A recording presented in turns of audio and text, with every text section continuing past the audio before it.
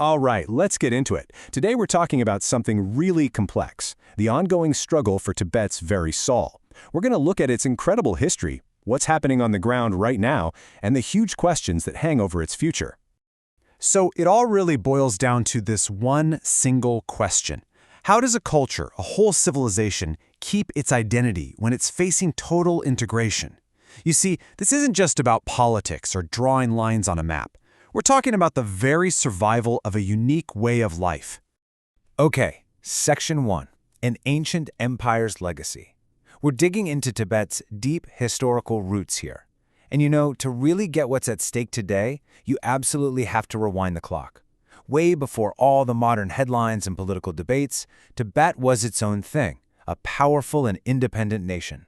And this timeline, wow, it really lays it all out. We're talking about a history of independence that stretches back more than 1,000 years.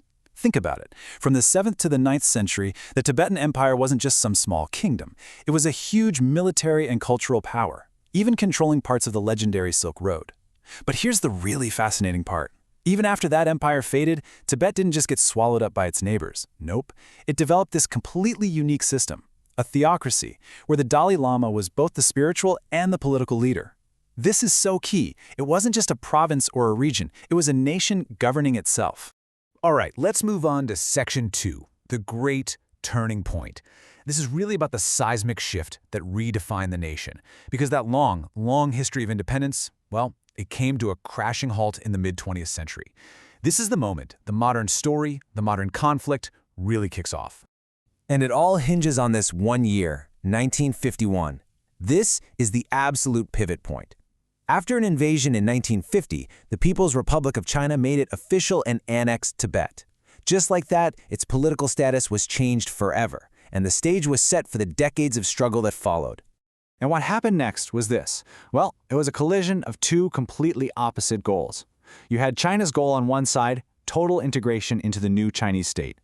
And on the other, the Tibetan response, resistance. It all came to a head in a massive uprising in 1959. So that 1959 uprising, it didn't succeed, and its failure led to one of the most iconic moments of the 20th century. The 14th Dalai Lama, just a young man at the time, made a dangerous escape across the Himalayas into India, and there he set up a government in exile. This single act basically took the Tibetan struggle out of the mountains and put it on the world stage, and that's where it's been ever since. Which brings us to our next section, Life on the Ground Today. A dual reality of development and control. So after all that history, what's it actually like to live in what China now calls the Tibet Autonomous Region? Well, it's not simple. It's this really complicated mix of modern development and, at the same time, really tight control. This table really does a great job of showing that dual reality we're talking about. On one side, you have Beijing's actions. They point to huge investments in infrastructure, like the massive Qinghai-Tibet Railway, and they say, look, we're bringing progress and economic opportunity. But then you look at the other column, the reported impacts. Human rights groups and Tibetans living in exile tell a very different story. They talk about a heavy security presence everywhere, major restrictions on their ability to practice their religion freely, and the suppression of the Tibetan language. Mandarin is now pretty much required if you want to get a good education or a job. And then there's the encouragement of Han Chinese migration into the region, which many Tibetans fear is fundamentally diluting their culture and making them a minority in their own homeland. So you see, it's two completely different narratives of the same place. So, with that complex reality on the ground, we come to Section 4, the unwritten future. We're looking at 3 critical questions that are going to define what comes next.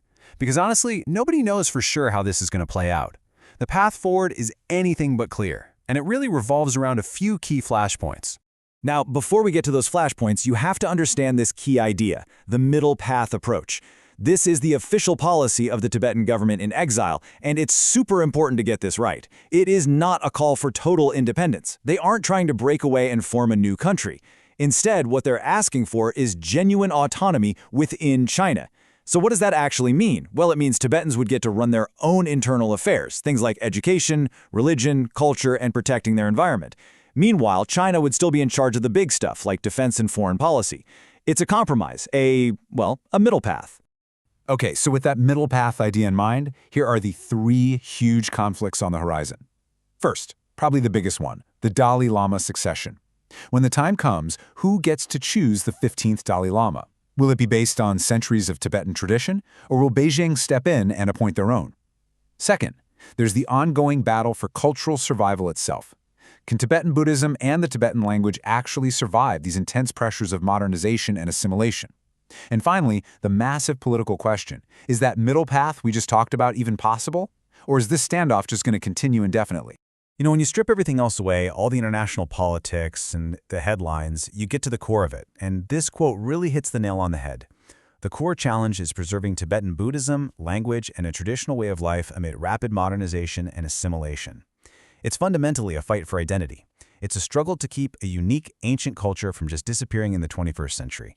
And so, all of this leaves us with one final massive question. Who will define Tibet's future? Will it be its own people, guided by their ancient traditions and their unique culture? Or will it be defined by the political and economic ambitions of a global superpower?